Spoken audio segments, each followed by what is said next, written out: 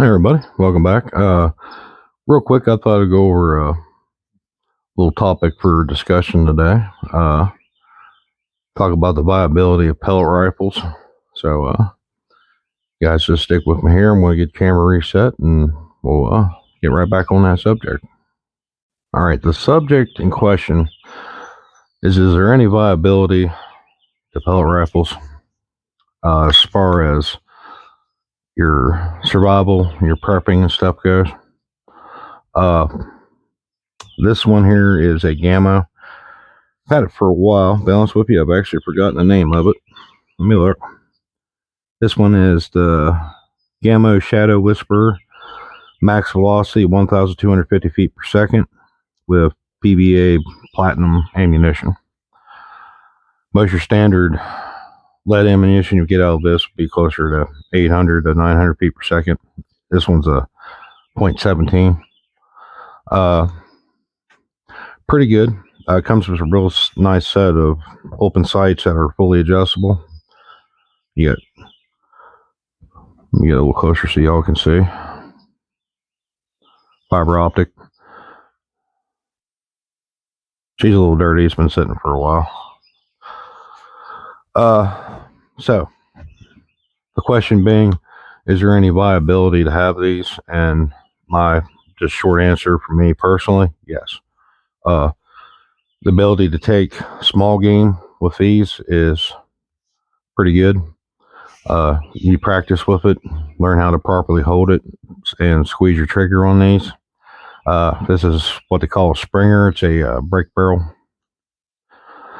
And I tend to find that unless you're going to spend the money for a good proper scope that can actually handle the spring action on these, usually the ones that come with it don't last very long. They get damaged and constantly knocked off, and that's due to the force of that spring ramming forward, because a lot of your traditional powdered rifles, your recoil is backwards, but with these it's forward, but it's also quite wavy because of the spring with that air ram.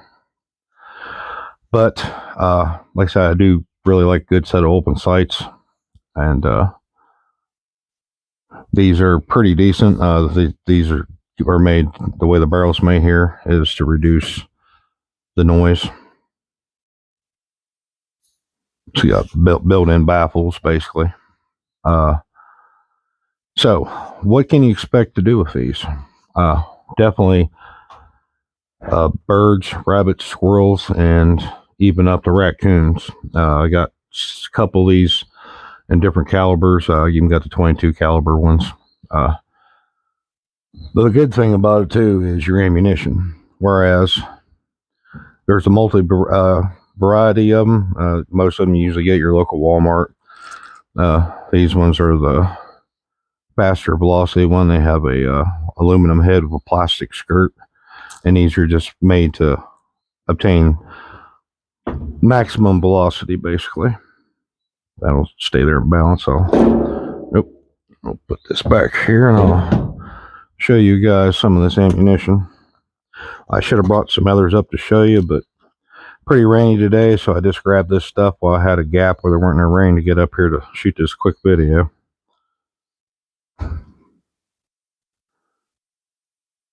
It's pretty small, but again, it's like I said, small game. It's quite efficient. And we'll go ahead and load this up for y'all. And this one has the safety down here in front of the trigger. It's on safe. To make it fire, just click it up. Now to break the barrel over on these, I think this one here is approximately 20 pounds of force. You hear that click and it's locked out. Then you'll feed your ammunition point first into the barrel there.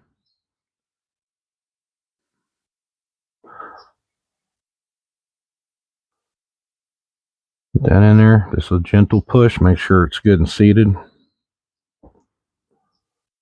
Now we just gently click her back in.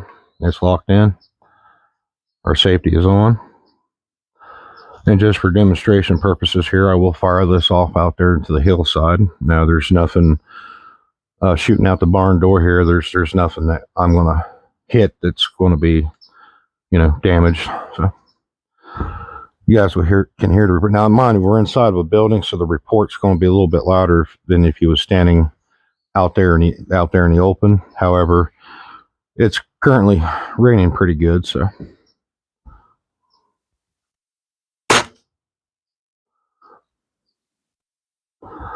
And that was pretty quiet.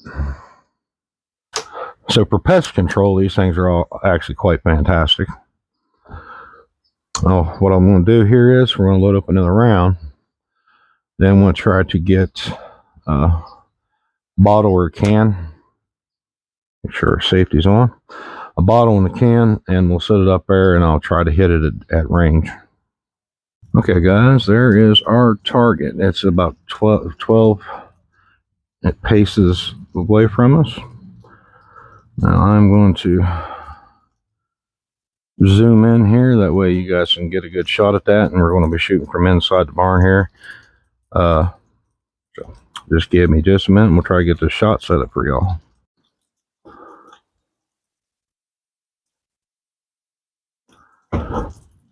Okay, guys, I'm pretty much at maximum magnification there, so hopefully y'all can see this target pretty good. I'm just going to take a second here and get myself a somewhat stable platform to shoot from here.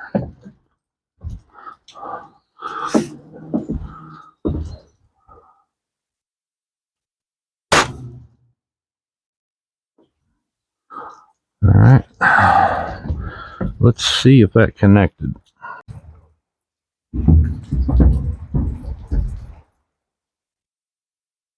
There we go, guys. There's a hit, and that actually came through with a lot of energy. And there's our exit.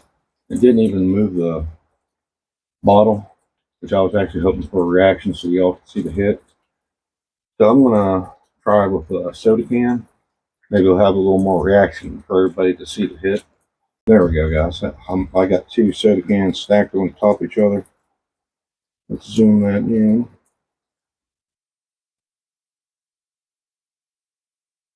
That's the maximum I can zoom in.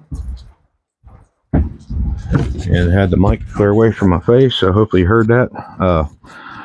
2 soda cans stacked on top of each other, guys. We're at maximum magnification on my cell phone. Loading up another pellet here. So hopefully this one will be a reactionary, and they'll knock that top can down so everybody can actually see the hit. With ammo I'm using, I would dare say I'm getting approximately 1,000 feet per second.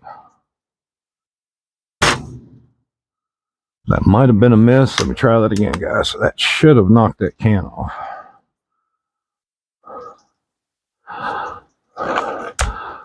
Fiber optic sights do have a weakness when you have really dim light, so that might be a problem.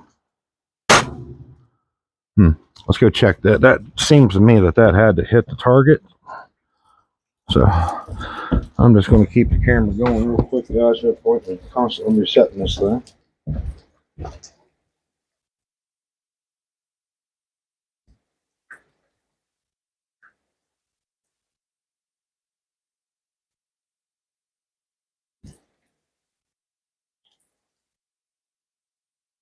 Again, I'm surprised.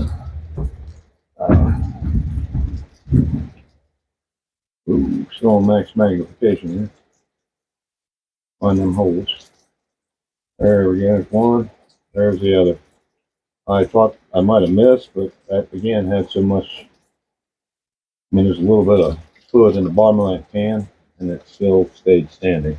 All right, we'll get one more target here, and I'm going to find something. Maybe I can get completely full of liquids. We can definitely see the reaction. There we go. That's I got that can on top there, completely full of water, and boys, am I getting wet running out there, guys. Got in a rush and didn't think to bring a raincoat. That was pretty unintelligible of myself. I know better than that. All right, we got her loaded up again.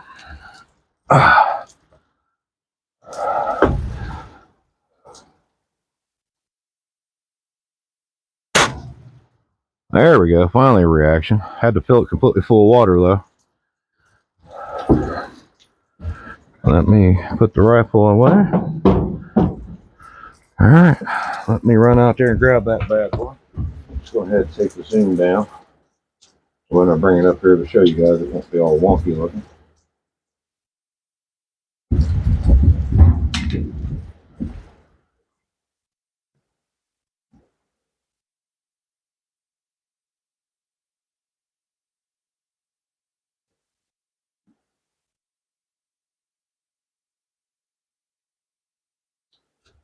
Whew.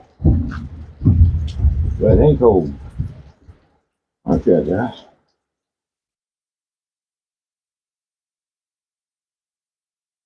Yes, I caught it a little bit to the side, maybe.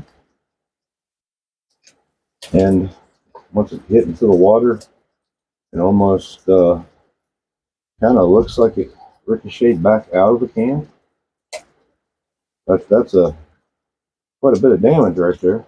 Such a small, lightweight piece of ammunition. That's definitely a dead squirrel. And like I said, in the right placement, that is definitely a dead raccoon. In this case, I forgot to put my hat on. That's where I got my mic. That can, I threw it back outside, but it looked like the pellet may have went in, and after it encountered the water, it almost looks like it might have bounced back out. But good bit of damage for such a small, lightweight piece of ammo. Backer camera up here. Okay, guys, so if it wasn't such a rainy day, I could have definitely would have afforded some better target practice or better camera setups, but seems like we're in perpetual rain anymore. However, I think the viability of a good pellet rifle is a thing. You can definitely use it for small game. I mean, even up to raccoons. And that's definitely putting food on the table. So even when ammunition there several years back, it happened periodically, was getting tough, I could still go get skirted pellets for pellet rifles quite easily. I have one that's 22 caliber and a good bit more weight on the pellets. And they do have a limited range, but like I said, depending on your target and your accuracy, we have hit targets. I know with the 22 caliber one, up to almost just shy of 50 yards, and it went into a gallon jug of water, but it didn't pass through. But it pierced and went into a gallon jug of water, so that's not bad.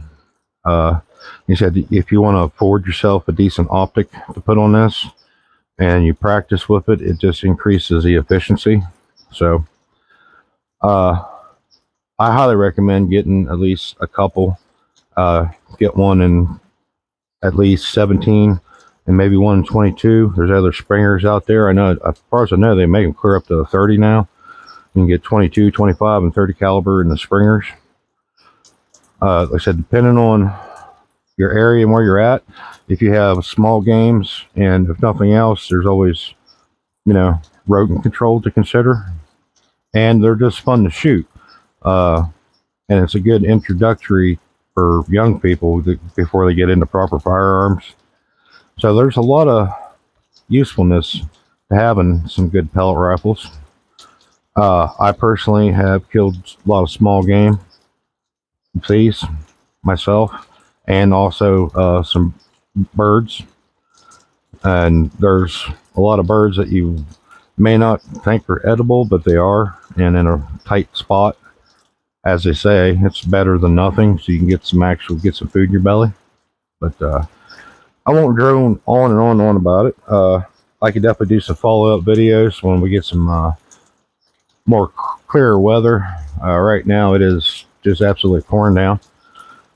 Set up some more proper targets at multiple ranges, and we can do some more test shooting with, so that I can at least bring out a couple different ones. That way there's something to compare to. But that'd be all up to the audience if you're all interested in that sort of thing. But with that, I'll go ahead and close out the video. I thank you all kindly for watching. like I said, there's a lot of trouble going on with any YouTube channels that have to do with self-sufficiency, self-reliance, and particularly knives and all that sort of stuff.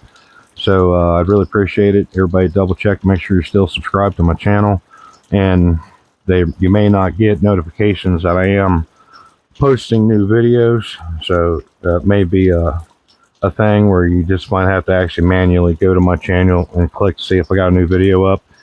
I hate the fact that it's that way, but it's not looking good, and this really ain't the place for this video here, but I've also been considering maybe changing platforms.